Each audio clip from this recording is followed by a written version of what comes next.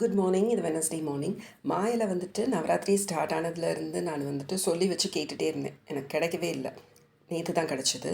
சாமி கும்பிட்றதுக்கு டைமிங் வந்துட்டு காலையில் 9:15 10:15 வரைக்கும். காலையிலேயே சாமி கும்பிட்றலான்னு சொல்லிட்டு எல்லாமே ரெடி பண்ணிகிட்டு இருந்தேன்.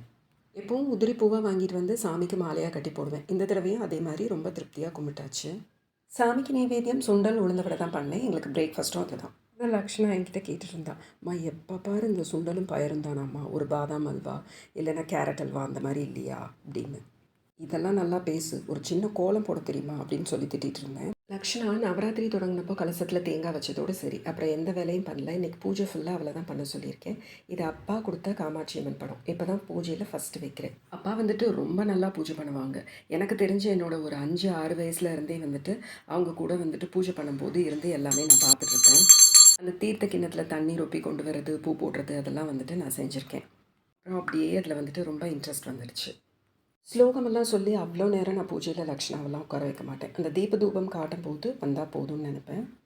லக்ஷ்ணா 9th 10th படிக்கும் போதுன்னு நினைக்கிறேன். ஏதாவது ஸ்லோகம் தெரியுமா, அதில் ஒரு 2 லைன் சொல்லு அப்படின்னு கேட்டேன். எனக்கு தெரிஞ்ச ஸ்லோகத்தில் 1 2 தான் அவளுக்கு தெரியல. மிச்சது எல்லாமே அவ்வளோ மனப்பாடமாக சொன்னால் எனக்கு ரொம்ப ஷாக்கிங்காக இருந்தது. ஸ்லோகம் சொல்லும்போது கொஞ்சம் சத்தமாக தானே சொல்லுவோம். அப்போ அவன் அங்கே எங்கேயாவது உட்காந்துட்ருப்பா. அது அவளுக்கு அப்படியே ஸ்டோர் ஆகிருந்திருக்கு. நான் இப்படி தான் இருக்கணும் அப்படின்ட்டு சொல்லலை. இருந்தால் வந்துட்டு நல்லாயிருக்கும்.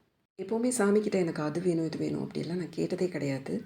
பிரச்சனை வரும்போது அதை சமாளிக்கிறதுக்குரிய ஸ்ட்ரென்த்தை கொடுங்க அப்படி தான் வேண்டியிருக்கேன். இப்போது ரீசெண்ட் டேஸில் பயங்கரமாக கோவம் வருது எனக்கு. சும்மாலாம் வராதில்ல, அந்த மாதிரியான சூழ்நிலை. அந்த கோவத்தை மட்டும் கம்மி பண்ணி கொடுங்க அப்படிங்கிறது தான் என்னோடய பெரிய வேண்டுதல். எல்லாருக்கும் சரஸ்வதி பூஜை வாழ்த்துக்கள்.